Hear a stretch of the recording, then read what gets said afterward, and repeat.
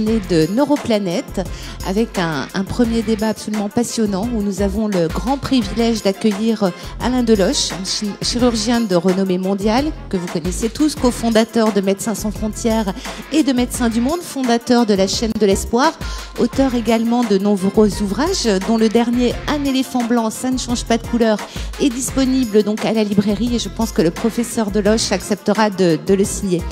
Nous allons donc aborder la transmission du savoir donc avec le professeur qui va nous parler des mutations donc dans le domaine de l'humanitaire et du fait que les équipes agissent dans un environnement qui est de plus en plus difficile et de moins en moins sécurisé, d'où la nécessité de former des professionnels localement et de recourir donc aux nouvelles technologies. Donc j'appelle Alain Deloche à me rejoindre et le débat sera animé par Anne Jean-Blanc, journaliste santé du Point. Nous pouvons les applaudir tous les deux. Et Anne, je vous passe tout de suite la parole.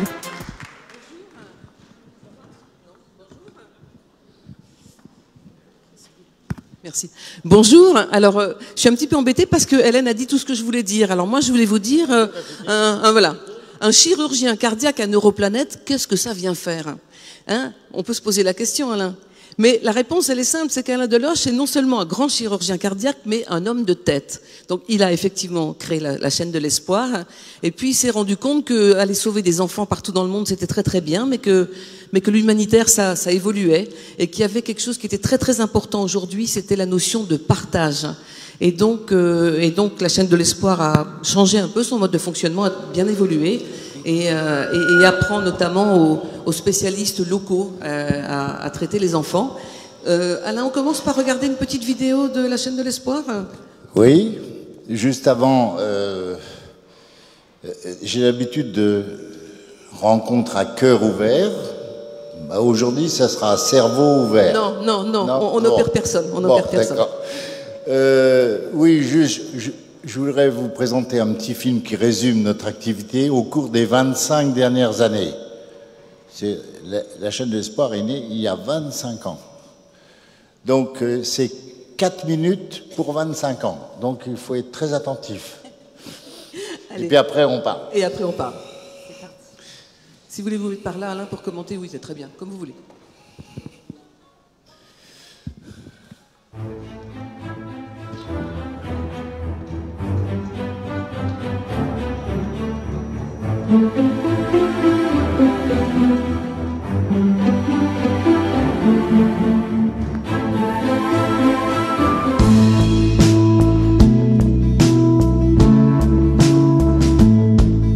Ça, c'est l'acte fondateur d'accueillir les enfants en France.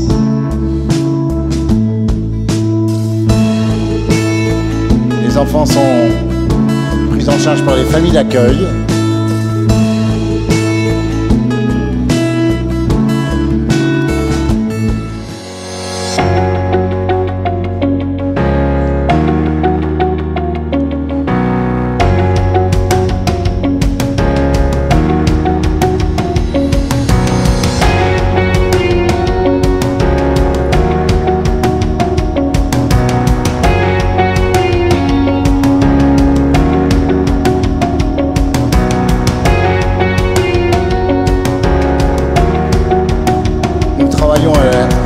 Dans 33 pays.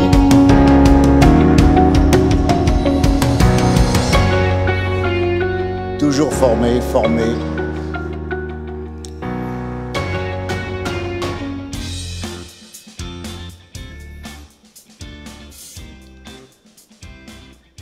Voilà notre tendance actuelle, c'est de construire des hôpitaux, de bâtir et bien sûr de former pour l'avenir.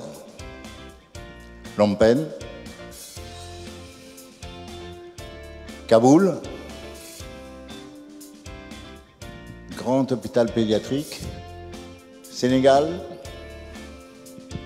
voilà le Sénégal, Mali, le dernier né, ouvert en septembre dernier,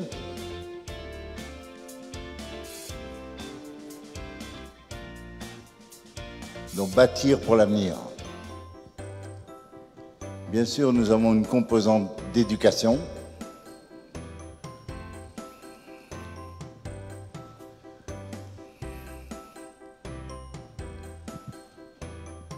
Éducation qui est couplé en général à des programmes de médecine scolaire. Haïti, Togo, Thaïlande, Cambodge.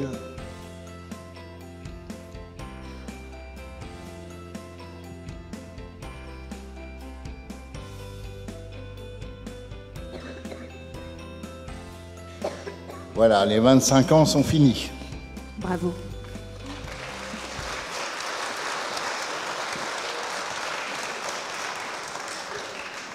Alors, je voudrais qu'on parle un petit peu de, enfin, c'est vraiment de ces 25 ans, mais de l'évolution, on en a touché un mot tout à l'heure. Il y a vraiment des pays aujourd'hui où les équipes humanitaires ne peuvent plus aller. Comment vous faites maintenant? Bon, tu abordes le problème de la sécurité. Bah, c'est un peu ça. Problème central. J'ai un petit peu de temps, je sais pas. Un petit moi, peu. j'aime bien avoir du temps. Oui, non, mais un petit peu. Faut qu'on parle. On ne se rend pas compte. Moi, je suis un vieux de l'humanitaire, un dinosaure. Un éléphant blanc. Un éléphant blanc, comme tu veux. Mais avant, on affichait un petit drapeau qui voulait dire « je suis neutre ». Et on l'affichait. À Médecins sans frontières, par exemple, on disait « là, on touche pas. On touche pas. On est neutre. Non, non, non, non. » Mais c'est fini. C'est-à-dire, le monde a changé, on a des zones rouges, et surtout, l'ennemi est flou. Il n'est pas très bien, on vous dit, ah, il y a un risque. Prenons un exemple quand même, à Kaboul. Il y a au centre de l'hôpital ce qu'on appelle un bunker. C'est assez rare dans un hôpital quand même, non? On en trouve plutôt au golf, normalement. Oui, enfin le bunker, contient 10 personnes qui peuvent vivre 24 heures enterrées. S'il y a attentat. Et puis vous savez que nous, les humanitaires, on a bonne cote pour les enlèvements. Bah, vous valez des sous. On vale des sous, oui, oui. Non, mais il faut savoir tout ça. Donc, c'est vrai qu'il y a des zones rouges. Et d'ailleurs, il y a une liste de pays du Quai d'Orsay qui est affichée chaque mois. Et les zones rouges, par exemple, moi, très régulièrement, même le Mali, où je vais régulièrement, tout d'un coup, on vous dit, on ne va pas au centre-ville. Pourquoi? Danger. Voilà. Donc, cette notion de danger, aussi, sur le plan de la responsabilité, quand nous envoyons des jeunes infirmières ou des jeunes médecins, c'est une question dont il faut débattre. C'est-à-dire que s'il y a un accident, qui est responsable? Donc cette composante sécurité, c'est un fait marquant et qui oblige, je termine là-dessus, de plus en plus, dans certaines situations, à déléguer l'aide humanitaire sur le terrain. Preuve en est la Syrie. La Syrie, on ne pouvait pas aller en Syrie, mais on avait des contacts avec les médecins, les casques blancs, et on faisait passer du matériel dont ils avaient besoin, et donc on délègue l'aide. Ça, c'est assez nouveau, mais bon, c'est pour être adapté. Alors, il y a non seulement ce phénomène de géopolitique, de danger, et puis il y a autrement, à l'inverse, et qui est une chance, l'avancée technologique. Ce qui vous permet maintenant de soigner, de faire des dépistages à distance, des diagnostics à distance, d'aider les médecins sur place à travailler. Peut-être qu'on peut regarder le film sur le cœur, parce qu'il est très instructif, et après vous nous expliquez. D'accord. Le film sur le... Ah bah, il y a un commentaire. Donc il y a un commentaire, oui, on est tranquille.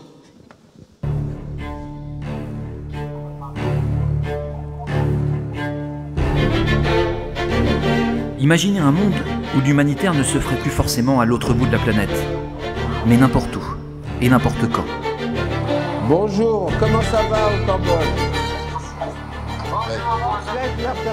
De son bureau à Paris, le professeur Sidi effectue une consultation cardiaque. C'est un jeune gauche-droite pur, hein. Alors regarde maintenant en coupe transverse si tu as des CIV trabéculés. Jusque-là, rien d'exceptionnel, sauf que la patiente du jour est à 10 000 km de Paris, à l'hôpital de Phnom Penh, au Cambodge. Grâce à un simple système de vidéoconférence, l'équipe sur place prend l'avis du professeur Sidi. Avec un large canal qui avait été cerclé, mais un cerclage qui n'est pas serré. Ça veut dire que les résistances sont suffisamment basses pour qu'on ferme la CIV. La saturation, c'est autour de 97%. Il suffit d'une bonne connexion à Internet et d'un petit boîtier d'acquisition. Dans la horte, elle est à combien? 90? Il faut rechercher des signes de shunt Plus besoin de se déplacer. Ça va complètement bouleverser la façon dont on aide les pays en voie de développement. On les aide à moindre frais, en prenant moins de risques, et on les met plus vite dans leur système de responsabilité. D'amateurs, ils deviennent professionnels. Allez, ciao, ciao.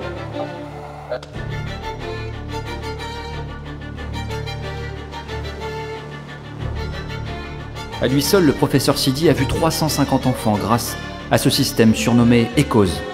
Alors imaginez quand une plateforme numérique, un Airbnb de l'échographie, mettra en relation une multitude d'experts ici et des centres médicaux partout dans le monde. Ce sont des milliers d'enfants plus facilement soignés.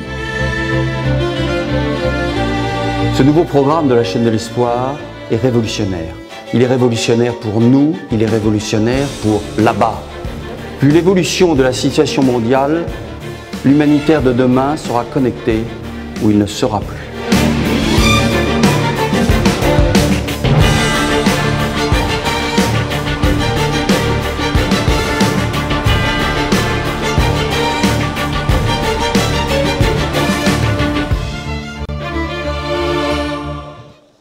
Alors Alain, ce qui est vrai pour le cœur, est-ce que ça peut être vrai pour d'autres organes? Est-ce qu'on peut Bien former? sûr, bien sûr. C'est-à-dire qu'il y a deux choses. Il y a d'abord la nécessité absolue maintenant de transmettre le savoir. C'est vraiment la transmission du savoir, c'est l'avenir, ce qui n'était pas le cas il y a 25 ans. Il y a 25 ans... Les French doctors débarquaient, il n'y avait soignaient pas et repartaient. d'interlocuteur. Ouais. Il n'y avait pas d'interlocuteur, on est compte.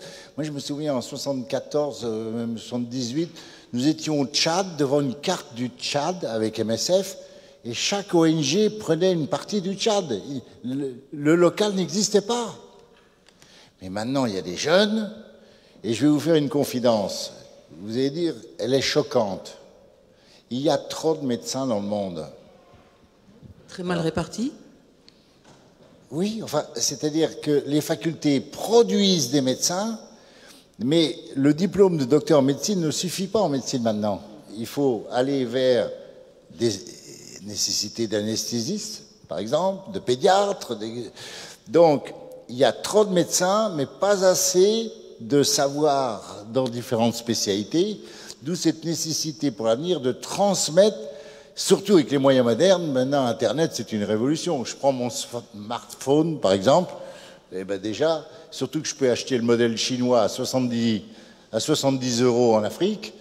Internet coûte un peu plus cher, mais néanmoins, mettez-vous à la place d'un jeune Togolais, il se branche sur Internet, il a le savoir, et il mesure le fossé.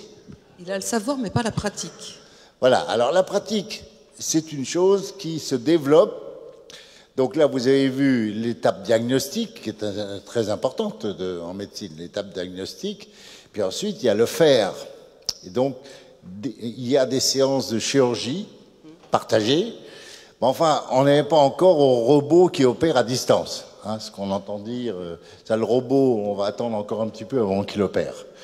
Pour l'instant, c'est du compagnonnage, mais tout ceci peut se faire à distance avec les moyens modernes.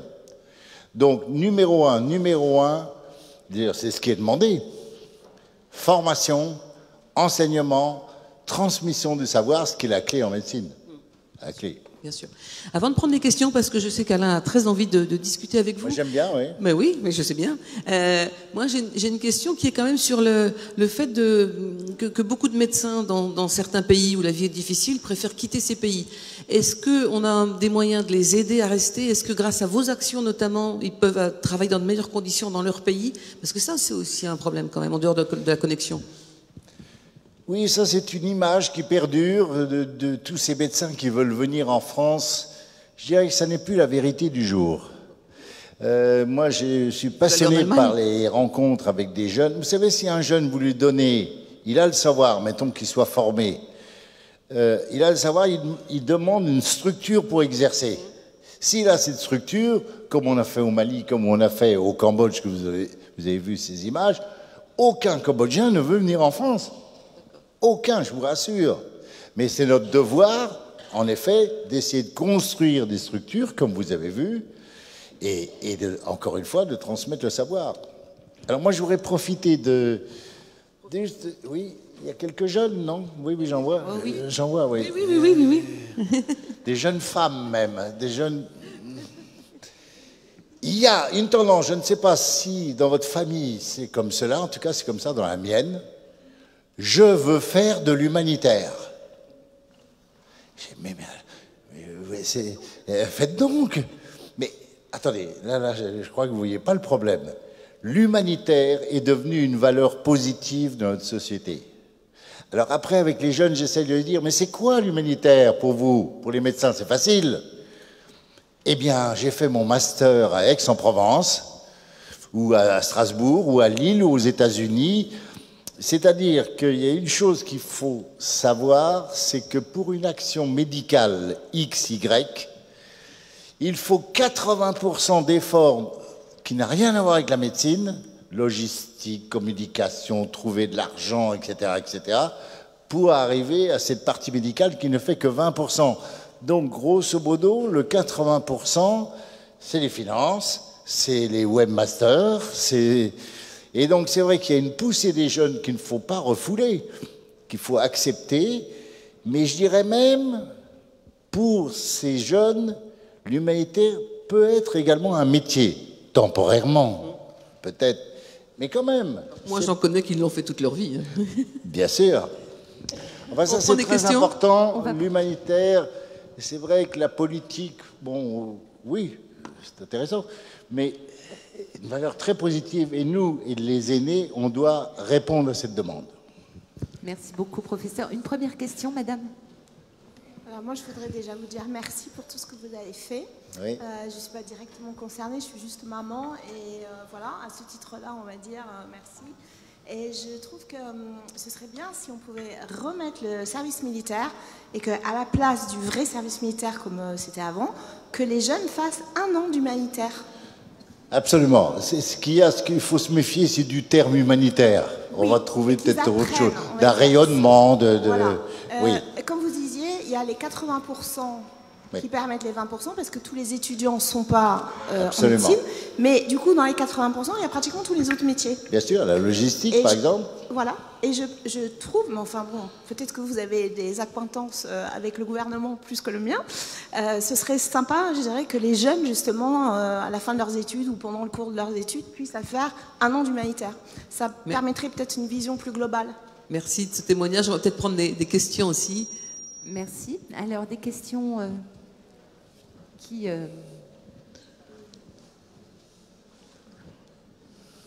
Oui, il y a une question au premier rang, monsieur. Bonjour, professeur. Bonjour. J'admire tout ce que vous faites, mais j'allais dire, il y a toujours un peu une difficulté entre... On y va parce que, bon, avant vous disiez, il y a le petit drapeau Croix-Rouge, indépendamment du pays, et c'était une zone à protéger. On ne tire pas sur l'ambulance. Aujourd'hui, j'ai l'impression, à la fois par les moyens, les moyens de logistique, on devient de plus en plus dépendant des volontés des États. Si je veux te couper Internet, tu fais plus rien. Si je veux te couper tes finances, tu fais plus rien. Donc, au lieu d'être un acteur complet, on devient un petit rouage dans une grande mécanique internationale qui nous échappe. De plus, si il peut y avoir des crimes contre l'humanité, est-ce que le refus, c'est un crime contre l'humanité? Je pense, par exemple, et quelquefois c'est valorisé, la ruse de guerre, en se cachant sous l'humanitaire. Monaco, c'est ça. Je me suis déguisé en les Grimaldi, en moine, je suis rentré dans une charrette, j'ai réussi à conquérir la place forte. Il n'y a jamais eu de condamnation. La chute de Ben Laden, tant mieux, mais ça a été dans un dépistage de maladies génétiques qu'on l'a détecté. Est-ce que vos associations peuvent aussi porter plainte de crimes contre l'humanité pour du déguisement militaire? Merci. Oui, notre rôle de témoigner, mais vous soulignez la complexité du monde actuel. Ce que je veux dire, c'est qu'avant, c'était plus simple, il y a des blocs, Est, Ouest, etc. Les bons et les méchants. Et les bons et les méchants. Mais ce que vous dites, oui. C'est-à-dire, je résumerai les choses, ne soyons pas innocents. L'innocence est interdite. Nous avons une autre question. Bonjour. Vous voulez faire l'humanitaire? Eh bien, justement, vous parliez des jeunes qui Il y en veulent a faire une. de l'humanitaire, et il y a quand même un souci, c'est que j'ai voulu en faire. J'ai pas réussi à trouver. La seule chose que j'ai trouvée, c'est du bénévolat. C'était en Afrique du Sud et au Cambodge, d'ailleurs, pour les animaux. Et le bénévolat n'a rien à voir avec l'humanitaire. Et si on veut aider et qu'on n'a pas de formation de médecin ou quoi que ce soit, les portes sont fermées. Et pour l'avoir fait 2 fois, et pour avoir fait du bénévolat, ça n'a strictement rien à voir avec ce que vous faites. C'est plus des vacances, et puis qu'on soit là ou pas là, ben, ça change rien. Donc, est-ce que vous avez un conseil pour des jeunes, justement, qui ont envie de le faire? Où chercher? Comment faire? Allez, les recettes du professeur Deloche.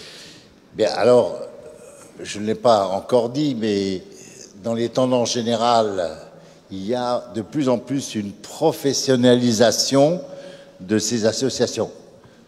C'est-à-dire les responsables de programmes, etc. Place numéro 1 à la compétence. On ne peut pas aider si on n'est pas compétent dans un domaine. Donc, il y a nécessité de formation, des masters dédiés, etc. Pour arriver, en effet, pas volontaire. Maintenant, c'est un poste pendant 1 an, pendant 6 mois, au Soudan, sur place. Donc, il faut être formé. Et je crois que de plus en plus, ces formations aboutissent maintenant. On a énormément de candidates. Si vous voulez candidater chez nous, vous nous appelez, on verra. Donc c'est vous qui formez? Ben, ça dépend dans quel domaine. Dans la médecine, oui. Mais là, je parle non-médecine. Vous n'êtes pas médecin? Ouais. Je vois les médecins, c'est très à part, parce que finalement, notre passeport, il est facile. Hein, et je parle de ce qui est non médical. Mais il y a des formations qui existent spécifiques. Bien sûr, énormément. Maintenant. Dans toutes les villes, on en trouve. Dans les grandes villes. Dans les grandes villes, oui. Oui, des masters. On voit beaucoup de jeunes femmes qui arrivent, et c'est clair, hein, c'est clair et net. Mais c'est une forme de professionnalisation, c'est-à-dire maintenant on a des budgets un peu lourds à gérer, en particulier en venant de l'Union européenne, donc il faut, pour le suivi budgétaire, des responsables, des professionnels de la gestion financière. Écrivez-nous ou voyons-nous. Allez, vous avez un rendez-vous à la sortie, alors. Voilà. Pas belle la vie? Alors, Très bien. Alors, question est-ce qu'il y a une autre question? L'argent, non? L'argent, oui. L'argent et les zones non connectées aussi. Parce que ça, vous dites que c'est un vrai problème. Là où on ne peut pas aller et là où il n'y a pas de connexion, il y a encore beaucoup de zones dans le monde comme ça qui sont pour vous inaccessibles? De moins en moins. C'est-à-dire que chaque année, on gagne des zones. Finalement, demain, je crois 3 habitants sur 5 de la planète sera connecté avec un smartphone et un chiffre qui court. C'est incroyable. C'est-à-dire que maintenant, vous arrivez dans un village africain, il n'y a pas d'électricité, donc il faut qu'Engie vienne. Et par contre, il y a une sorte de dynamo pour charger le portable. Donc, il y a des portables, mais il n'y a pas d'électricité. C'est fou, ça. Voilà, le monde est connecté. Bon, alors la dernière question, c'est les gros sous. Vous dites que vous souffrez beaucoup avec les changements d'imposition, l'arrêt de l'ISF. C'est vraiment un drame pour vous?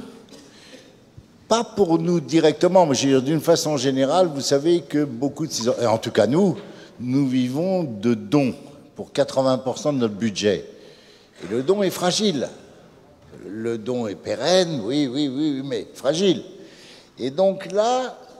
je ne vais pas dire le drame, mais enfin le souci quand même, c'est la suppression de l'ISF. Ça a l'air de rien, les technocrates vous disent c'est ça qu'il faut faire, mais un grand organisme comme les orphelins d'Auteuil ont perdu 40% de leur budget. C'est entre 30 et 50 pour toutes les ONG. Oui, absolument. Oui. Les Frères de France, etc. Alors, préservons ce don qui c'est un contrat moral, le don, pour moi. C'est très important. La semaine dernière, il y a une petite dame d'un certain âge, oui, c'est ça le don, d'un certain âge, qui est arrivée à notre centre rue des Morillons à Paris avec un billet de 20 €. Elle donne son billet, elle dit c'était pour être sûr que ça arrive chez vous. Je trouve ça formidable, quoi. Ah oui, c'est formidable, absolument. Donc on vit de dons. Et je crois que c'est bien, le don oblige. Et bien sûr, nous avons des financements comme ces grandes ONG qui viennent quand même de l'institutionnel, l'Union européenne et même le gouvernement français. Donc ça, c'est... Voilà, alors peut-être peut-on retenir pour vous montrer, c'est un peu un exemple qu'on voulait vous montrer avec Anne, des progressions des ONG. Donc nous avons été créés en 1990, 90-95. On est parti, on était 3. L'acte fondateur, c'est devenu en France d'enfants, mais bien sûr, on a tout de suite dit, et Anne, mais il faut opérer l'enfant dans son pays, il faut former, bien sûr. Et de 1 ou 2 enfants, d'ailleurs le premier enfant, il s'appelait Merci Dieu. Un petit Africain. Il venait du Congo. Formidable les noms, Merci Dieu. Bon, Merci Dieu, voilà. Mais 20 ans après, on prend en charge plus de 100 000 enfants dans le monde, dans 33 pays. Il y en a qui s'appellent Merci Deloche maintenant. Oui, on opère 5 000 enfants à l'étranger et une activité en France. Bien sûr, chaque semaine, des enfants viennent en France, c'est 100 à 120. Vous voyez les échelles, maintenant ça y est, le tournant est pris. Et heureusement, il faut opérer les enfants dans leur pays, avec des structures de leur pays, et des médecins, si possible, de leur pays formés. Voilà, c'est ça le but. Après, on s'arrête. Alain, un grand merci. Un grand merci. Vous avez un rendez-vous, donc on ne va pas trop vous retarder. Voilà. Merci beaucoup, professeur. On vous applaudit. Merci beaucoup, Anne. Merci.